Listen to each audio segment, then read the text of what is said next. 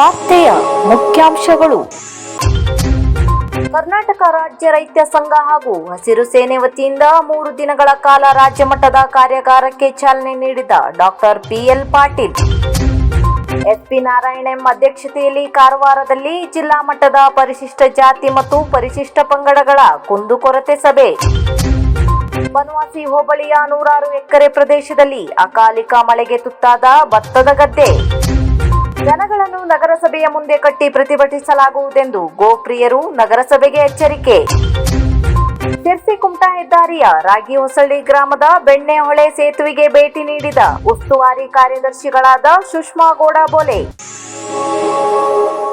ಶಿರ್ಸಿ ತಾಲೂಕಿನ ಅಂಡಗಿ ಕ್ಯಾದಗಿಕೊಪ್ಪ ಶ್ರೀ ಅವಧೂತ ಕಲ್ಲೇಶ್ವರ ಸ್ವಾಮಿ ಗುರುಮಠದ ಸಭಾಭವನದಲ್ಲಿ ಕರ್ನಾಟಕ ರಾಜ್ಯ ರೈತ ಸಂಘ ಹಾಗೂ ಹಸಿರು ಸೇನೆ ವತಿಯಿಂದ 3 ದಿನಗಳ ಕಾಲ ರಾಜ್ಯ ಮಟ್ಟದ ಕಾರ್ಯಾಗಾರವನ್ನು ಗುರುವಾರ ಹಮ್ಮಿಕೊಳ್ಳಲಾಗಿತ್ತು. ಧಾರವಾಡ ಕೃಷಿ ವಿಶ್ವವಿದ್ಯಾಲಯ ಕುಲಪತಿ ಡಾಕ್ಟರ್ ಪಿಎಲ್ ಪಾಟೀಲ್ ಗಿಡ ನೆಡುವ ಮೂಲಕ ಚಾಲನೆ ನೀಡಿದರು. ಕಾರ್ಯಕ್ರಮದ ಅಧ್ಯಕ್ಷತೆಯನ್ನು ರಾಜ್ಯ ರೈತ ಸಂಘ ಹಾಗೂ ಹಸಿರು ಸೇನೆಯ ರಾಜ್ಯ ಅಧ್ಯಕ್ಷರು ಕೋಡಿಹಳ್ಳಿ ಚಂದ್ರಶೇಖರ್ ವಹಿಸಿಕೊಂಡಿದ್ದರು. ಕಾರ್ಯಕ್ರಮದಲ್ಲಿ ಸಾಧನೆಗೈದ ಸಾಧಕರಿಗೆ ಸನ್ಮಾನ ಮಾಡಲಾಯಿತು. ಈ ವೇಳೆ ಎಸ್ಕೆ ಕಲ್ಲೋಳೇಕರ್, ರೂಪಾ ಪಾಟೀಲ್ ಧಾರವಾಡ, ವೇಶಿ ಬೆಂಗಳೂರು, ಡಾಕ್ಟರ್ ಅಶೋಕ್ ಎನ್ ತೋಟಗಾರಿಕಾ ಇಲಾಖೆ ಶಿರ್ಸಿ, ಜೆಟಿ ಅಬ್ರಾಹಿಂ, ಮಂಜುನಾಥ್ ಗೌಡ, ಭಕ್ತಿರಹಳ್ಳಿ ಬೈರೇಗೌಡ, ರಾಘವೇಂದ್ರ ಕಿರ್ವತ್ತಿ ರಾಜ್ಯ ಪ್ರಧಾನ ಕಾರ್ಯದರ್ಶಿ ರೈತ ಸಂಘ, ಜಾಕೀರ್ ಹುಸೇನ್ ಜಿಲ್ಲಾ ಪ್ರಧಾನ ಕಾರ್ಯದರ್ಶಿ, ಜಿಲ್ಲಾ ಅಧ್ಯಕ್ಷ ಸತೀಶ್ ನಾಯ್ಕ್ ಮುಂತಾದವರು ಭಾಗಿಯಾಗಿದ್ದರು. ಎಲ್ಲ ಇಲಾಖೆಗಳ ಸಹಯೋಗದಲ್ಲಿ ಇವತ್ತು ನಾವು ವಿಕಸಿತ ಕೃಷಿ ಸಂಕಲ್ಪ ಅಭಿಯಾನವನ್ನ ಉತ್ತರ ಕನ್ನಡ ಜಿಲ್ಲೆಯಲ್ಲಿ ಮಾಡ್ತಾ ಇದ್ದೇವೆ. ಇದು ಈ ಜಿಲ್ಲೆನಲ್ಲಿ ಅಷ್ಟೇ ಅಲ್ಲ, ಭಾರತದಾದ್ಯಂತ ಎಲ್ಲ ಜಿಲ್ಲೆಗಳಲ್ಲೂ ಕೂಡ ಕೃಷಿ ವಿಜ್ಞಾನ ಕೇಂದ್ರದ ಸಹಯೋಗ ಹಾಗೂ ಭಾರತೀಯ ಕೃಷಿ ಅನುಸಂಧಾನ ಪರಿಷತ್ ಅದರದ ಎಲ್ಲ ವಿಜ್ಞಾನಿಗಳು ಕೂಡ ತಂಡದವರು ಕೂಡ ಕೃಷಿ ಇಲಾಖೆ, ತೋಟಗಾರಿಕಾ ಇಲಾಖೆ, ಯಾಕಂದ್ರೆ ನಮ್ಮಲ್ಲಿ ಸೀಸನ್ ಇರೋದ್ರಿಂದ. ಎಸ್ಪಿ ನಾರಾಯಣ ಅಧ್ಯಕ್ಷತೆಯಲ್ಲಿ ಕಾರವಾರದಲ್ಲಿ ಜಿಲ್ಲಾ ಮಟ್ಟದ ಪರಿಶಿಷ್ಟ ಜಾತಿ ಮತ್ತು ಪರಿಶಿಷ್ಟ ಪಂಗಡಗಳ ಕುಂದುಕೊರತೆಯ ಸಭೆ ನಡೆಸಲಾಯಿತು. ಸಭೆಯಲ್ಲಿ ಪಾಲ್ಗೊಂಡಿರುವ ಎಸ್ಸಿ/ಎಸ್ಟಿ ಕುಂದುಕೊರತೆಯನ್ನು ಬಗೆಹರಿಸುವ ಪ್ರತ್ಯೇಕ ಪೊಲೀಸ್ ಠಾಣೆಯ ಪಿಎಸ್ಐ, ಸರ್ಕಾರಿ ಅಭಿಯೋಜಕರು ಸೇರಿದಂತೆ ಎಸ್ಸಿ/ಎಸ್ಟಿ ಸಮಾಜದ ಮುಖಂಡರು ಪಾಲ್ಗೊಂಡಿದ್ದರು. ಮುಂದಿನ ಎಸ್ಸಿ/ಎಸ್ಟಿ ಕುಂದುಕೊರತೆಗಳ ಸಭೆಯನ್ನು ಶಿರಸಿಯಲ್ಲಿ ಮಾಡುವುದಾಗಿ ಎಸ್ಪಿಎಂ ನಾರಾಯಣ ಅವರು ತಿಳಿಸಿದರು. ಈಗಾಗಲೇ ನಮ್ಮ ರಿಜಿಸ್ಟ್ರೇಷನ್ ಆಗಿರುವಂತಹ ಎಲ್ಲಾ ಕೇಸ್ಗಳನ್ನ ನಾವು ತನಿಖೆ ಮಾಡ್ತೀವಿ, ಅವ್ರಿಗೆ ಟ್ರಾನ್ಸ್ಫರ್ ಮಾಡ್ತೀವಿ. ಮುಂದೆ ಬರುವಂತಹ ಪ್ರಕರಣಗಳು ಬಂದ್ರೆ ನಾವು ರಿಜಿಸ್ಟರ್ ಮಾಡಿ ತಿರ್ಗಾ ಅವ್ರಿಗೆ ಟ್ರಾನ್ಸ್ಫರ್ ಮಾಡುವಂತದ್ದು ಒಂದು SOP ಎಲ್ಲ ಆಗ್ತಾ ಇದೆ. ಇದನ್ನ ಇಡೀ ರಾಜ್ಯದಲ್ಲಿ, ಇಡೀ ದೇಶದಲ್ಲಿ ಪ್ರಾಸಿಕ್ಯೂಷನ್ಗೆ ಬಲ ಕೊಡೋದಕ್ಕೆ, ಯಾಕಂದ್ರೆ ಈ SC/ST ಪ್ರಕರಣಗಳನ್ನ ಸೂಕ್ಷ್ಮ ತನಿಖೆನಲ್ಲಿದೆ. ಯಾಕಿದೆ ಅಂದ್ರೆ ಹೈಕೋರ್ಟ್ ನಲ್ಲಿ ಸ್ಟೇ ಆಗಿದೆ. ಇನ್ನೆಲ್ಲಾ ಕೇಸ್ಗಳಲ್ಲಿ ನಾವು ಚಾರ್ಜ್ ಶೀಟ್ ಕೊಟ್ಟಿದ್ದೀವಿ. 24ರಲ್ಲಿ 65 ಕೇಸು ರಿಜಿಸ್ಟರ್ ಆಗಿತ್ತು. ಅದರಲ್ಲಿ 3 ಕೇಸು ಹೈಕೋರ್ಟ್ ಸ್ಟೇ ಇದೆ. ಇನ್ನು 45 ಕೇಸು ನಾವು ಚಾರ್ಜ್ ಶೀಟ್ ಕೊಟ್ಟಿದ್ದೀವಿ. 2 ಕೇಸ್ನ ಟ್ರಾನ್ಸ್ಫರ್ ಮಾಡಿದ್ದೀವಿ. 25ರಲ್ಲಿ ಈಗ ಇದುವರೆಗೂ ಅಂದ್ರೆ 28ನೇ ತಾರೀಕುವರೆಗೂ 14 ಕೇಸ್ ರಿಪೋರ್ಟ್ ಆಗಿದೆ. ಇದರಲ್ಲಿ 5 ಕೇಸು ಇನ್ನು ತನಿಖೆನಲ್ಲಿದೆ. 8 ಕೇಸು ಈಗಾಗಲೇ ಚಾರ್ಜ್ ಶೀಟ್ ಕೊಟ್ಟಿದ್ದೀವಿ. 5 ಕೇಸ್ನಲ್ಲಿ 1 ಕೇಸು ಹೈಕೋರ್ಟ್ ಸ್ಟೇ. 23ರಲ್ಲಿ 7 ಕೇಸು ಕೌಂಟರ್ ಕೇಸ್ ರಿಜಿಸ್ಟರ್ ಆಗಿದೆ ಅಟ್ರಾಸಿಟಿಗೆ. 24ರಲ್ಲಿ 11 ಕೇಸ್ ರಿಪೋರ್ಟ್ ಆಗಿದೆ ಕೌಂಟರ್ ಕೇಸು. 25ರಲ್ಲಿ 3 ಕೇಸ್ ರಿಪೋರ್ಟ್ ಆಗಿದೆ. ನಮ್ಮ ಜಿಲ್ಲೆಯಲ್ಲಿ ಎಲ್ಲಾ ಪೊಲೀಸ್ ಠಾಣೆಗಳಲ್ಲಿ ಪ್ರತಿ ತಿಂಗಳು SC/ST ಸಭೆನ ಮಾಡೋ ಸೂಚನೆಯಂತೆ ಈ 5 ತಿಂಗಳಲ್ಲಿ 131 SC/ST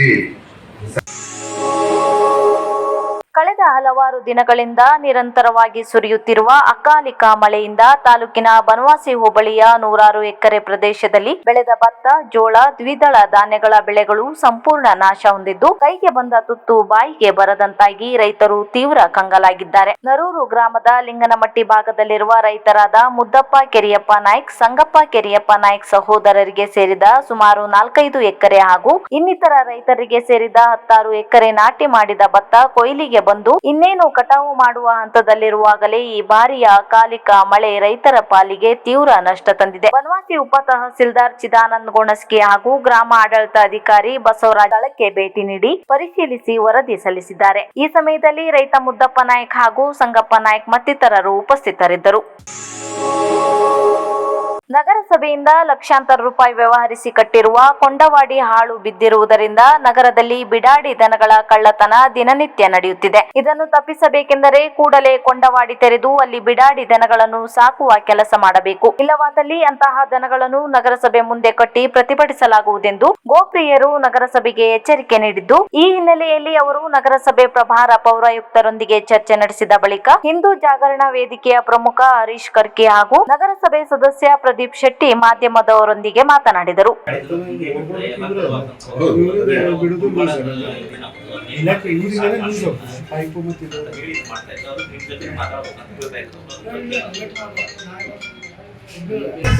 ದಾಖಲ ಕಳ್ತನಾಗಿದೆ. ರಸ್ತೆ ಕಡೆಗೆ ಆಕ್ಸಿಡೆಂಟ್ ಆಗಿದ್ದಂಥ ದನಗಳು ಬೇಕಾದಷ್ಟು ಆಗ್ತವೆ. ಈಗ ಮನೆ ಸಮೇತ ಗೋ ಕಳ್ಳತನ ನಡೀತಾನೆ ಇದೆ. ಈ ಬಕ್ರೀದ್ ಹಿನ್ನೆಲೆಯಲ್ಲಿ ಎಲ್ಲ ಕಡೆಯಲ್ಲೂ ಆಗ್ತಾ ಇದೆ. ಆ ನಗರಸಭೆಯಿಂದ ಏನಾಗ್ತದೆ ಕೇಳಿದ್ರೆ, ಒಂದು ಕೊಂಡವಾಡೆ ಮಾಡಬೇಕಂತ ಅದಕ್ಕೆ ಎಷ್ಟು ಲಕ್ಷಗಟ್ಟಲೆ ಸೆಂಕ್ಷನ್ ಮಾಡ್ಕೋತಾರೆ. ಆದ್ರೆ ಅದರಿಂದ ಏನು ಪ್ರಯೋಜನ ಆಗ್ತಾ ಇದೆ ಅಂತ ಕೇಳೋ ಸಲ ನಾವು ಈ ನಗರಸಭೆ ಬಂದಿದ್ದೀವಿ. ಇವರು ಕೇಳಿದ್ರೆ ಹೇಳ್ತಾರೆ, ನಾವು ನೋಟಿಫಿಕೇಶನ್ ಮಾಡಿದ್ದೀವಿ, ಅವರಿಗೆ ಯಾರು ಓನರ್ ಇದ್ದಾರೆ ಅವ್ರು ತಗೊಂಡು ಹೋಗ್ಬೇಕು ಅಂತ ಹೇಳಿ ಅಂತಾರೆ. ಇನ್ನೂವರೆಗೂ ಅದು ಒಯ್ದಿಲ್ಲ. 3 ವರ್ಷದಿಂದ ಇವರು ಅದೇ ಮಾಡಿ ನೋಟಿಫಿಕೇಶನ್ ಕೊಡ್ತಿದ್ದಾರೆ ಬಿಟ್ರೆ ಅದ್ರ ಮುಂದಿನ ಕ್ರಮ ಏನು? ಅವ್ರು ಒಯ್ದಿಲ್ಲ. ಇವರು ತಗೊಂಡು ಹಾಕಬೇಕಲ್ಲ ಇದು ಇಲ್ಲಿ ನಗರಸಭೆಯಲ್ಲಿ. ಈಗ ಎಲ್ಲದಕ್ಕೂ ಟ್ಯಾಕ್ಸ್ ಎಲ್ಲ ಬರ್ತದೆ, ಕೊಂಡವಾಡೆಗೆ ಇದು ಹಾಕ್ತಾರೆ, ಎಲ್ಲದಕ್ಕೂ ಹಾಕ್ತಾರೆ. ಆದ್ರೆ ಇದು ಬಂದು ಕೇಳಿದ್ರೆ ಅದಕ್ಕೆ ಸರಿಯಾದ ಉತ್ತರ ಯಾವ ಕಡೆನೂ ಬರ್ತಾ ಇಲ್ಲ. ಹೇಳಕ್ಕೆ ಬಂದಿದ್ದೀವಿ. ಈಗ ಇವರಿಗೊಂದು ನಿಗದಿತ ಅವಧಿಯನ್ನು ಕೊಡ್ತೀವಿ, ಅಷ್ಟು ಒಳಗೆ ಅದೇನು ಆಗಬೇಕು ವ್ಯವಸ್ಥೆ, ಆ ವ್ಯವಸ್ಥೆ ಒಳಗೆ ಹಾಕಬೇಕು. ಇಲ್ಲ ಬೆದರಿ ಕಟ್ಟಿ ನಾವು ಪ್ರತಿಭಟನೆ ಮಾಡಬೇಕು ಅಂತೇಳಿ ಅವ್ರು ಎಚ್ಚರಿಕೆ ಕೊಡ್ಲಿಕ್ಕೆ ಬಂದಿದ್ದೀವಿ. ಈಗ ಸರಿಸುಮಾರು 2017-18ನೇ ಇಸ್ವಿಯಲ್ಲಿ ಸುಸಜ್ಜಿತವಾದ ಒಂದು ಕೊಂಡವಾಡೆಯನ್ನು ನಗರಸಭೆ ನಿರ್ಮಾಣ ಮಾಡಿತ್ತು. ಆದರೆ ಕೊಂಡವಾಡೆ ಯಾವ ರೀತಿ ನಿರ್ಮಾಣ ಆಗಿದೆ ಅದೇ ರೀತಿ ಚಾವಿ ತೆಗಿದೆ, ಅದೇ ರೀತಿ ಸ್ಥಿತಿಯಲ್ಲಿ ಇದೆ ಅಂತ ನಾನು ಈ ಸಂಬಂಧದಲ್ಲಿ ಹೇಳಲಿಕ್ಕೆ ಬಯಸ್ತೇನೆ. ಯಾಕಂದರೆ ಮುಂದಿನ ಆಡಳಿತ ಅದರ ಬಗ್ಗೆ ಸರಿಯಾದ ಕ್ರಮ ವಹಿಸಲಿಲ್ಲ. ಆದರೆ ಅದು ಏನೇ ಆಡಳಿತ ವ್ಯವಸ್ಥೆ ಏನೇ ಇರ್ಬೋದು, ಆದರೆ ಈ ಮೊನ್ನೆ ನಡೆದಂಥ ಗೋ ಕಳ್ಳತನ ಪ್ರಕರಣ ಖಂಡನೀಯ. ಅಂಥ ಪ್ರಕರಣಗಳು ಮತ್ತೆ ಆಗ್ಬಾರ್ದು. ಅದಕ್ಕೆ ದಾರಿ ಯಾವುದು ಕೇಳಿದ್ರೆ, ಇಂಥ ಬೀದಾಡಿ ದನಗಳನ್ನು ಕೊಂಡವಾಡೆಗೆ ತಂದುಕೊಟ್ಟು ಅದು ಮುಂದಿನ ಪ್ರಕ್ರಿಯೆ ಮಾಡುವಂಥದ್ದು. ಅದು ಆ ಕೆಲಸ ನಗರಸಭೆ ಕೂಡಲೇ ಮಾಡಬೇಕು ಅಂತ ಹೇಳಲಿಕ್ಕೆ ಬರ್ತೇನೆ. ಅದಕ್ಕೆ ನಗರಸಭೆ ವ್ಯವಸ್ಥೆಯಲ್ಲಿ ಏನು ಕೂಡಲೇ ಮಾಡಬೇಕು. ಸರ್, ನೀವು ಸಭೆಯಲ್ಲಿ ನಗರಸಭೆಯಲ್ಲಿ ಯಾವುದೇ ಸಾಮಾನ್ಯ ಸಭೆ ನಡೆಯಲಿ ಪ್ರತಿಯೊಂದಕ್ಕೂ ತಾವು ಅದರ ಬಗ್ಗೆ ಹೋರಾಟ ಮಾಡ್ತೀರಿ. ಆದರೆ ಕೊಂಡವಾಡಿ ಬಗ್ಗೆ ತಮ್ಮ ಹೋರಾಟ ಇನ್ನೂರು ಕೇಳಿ ಬಂದಿಲ್ಲ ಅಲ್ಲ. ಈಗ ಇದು ಗೋ ಕಳ್ಳತನ ಪ್ರಕರಣ ನನಗೆ ತಿಳಿದಂಗೆ ಇದು 2ನೇ ಬಾರಿನ 3ನೇ ಬಾರಿ ಇದು ಗೊತ್ತಿದ್ದೇನು ಎಷ್ಟೋ ಬಾರಿ ನಡೆದಿರ್ಬೋದು. ಇದು ಬೆಳಕಿಗೆ ಬಂದಿರುವಂಥದ್ದು. ಇಂಥ ಸಂದರ್ಭದಲ್ಲಿ ನಾವು ಕೆಲವು ಸಂದರ್ಭದಲ್ಲಿ ಕೊಂಡವಾಡ ಬಗ್ಗೆ ಮಾತಾಡಿದ್ದೇವೆ. ಆದರೆ ನಿರ್ದಿಷ್ಟವಾಗಿ ಅದನ್ನ ಜಾರಿ ಬಂದು ಮಾತಾಡುವಂತ ಕೆಲಸ ಮುಂದಿನ ದಿನಗಳು ಮಾಡ್ತೀವಿ ಅಂತ ಹೇಳಿ.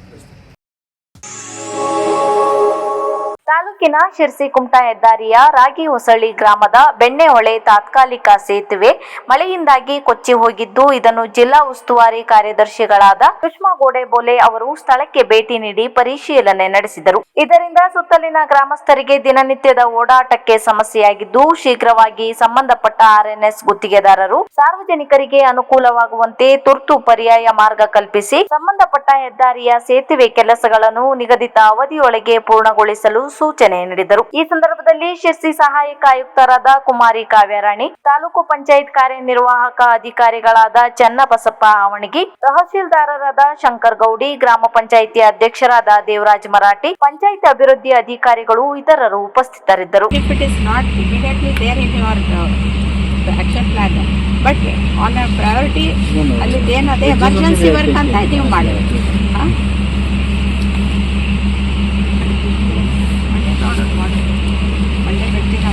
ಸಂಡೇ ವರೆಗೆ ಗೊತ್ತಾಗ್ತದಲ್ಲ. ತೊಂದರೆ ಇಲ್ಲ. ಮೇಡಮ್ ವೀಕ್ಲಿ ಯಾರು ಹೋಗ್ತಾರೆ ಇನ್ಚಾರ್ಜ್ ಬರ್ತಾ ಇದ್ದಾರೆ, ಹಿಂಗೆ ಹೋಗ್ತಾರೆ. 100 ಕಿಲೋಮೀಟರ್ ಇನ್ಚಾರ್ಜ್ ಹೋಗ್ಬೇಕು. ಮತ್ತೆ ಅವ್ರದ್ದು ಈ ಕಡೆ ಬರೋದು ಈ ಸಮಸ್ಯೆ ಆಗಿದೆ ಮೇಡಮ್. ಅವ್ರಿಗೆ ಮತ್ತೊಂದು ಅರ್ಧ ತಾಸು ಜಾಸ್ತಿ ಟ್ರಾವೆಲ್ ಮಾಡಬೇಕು.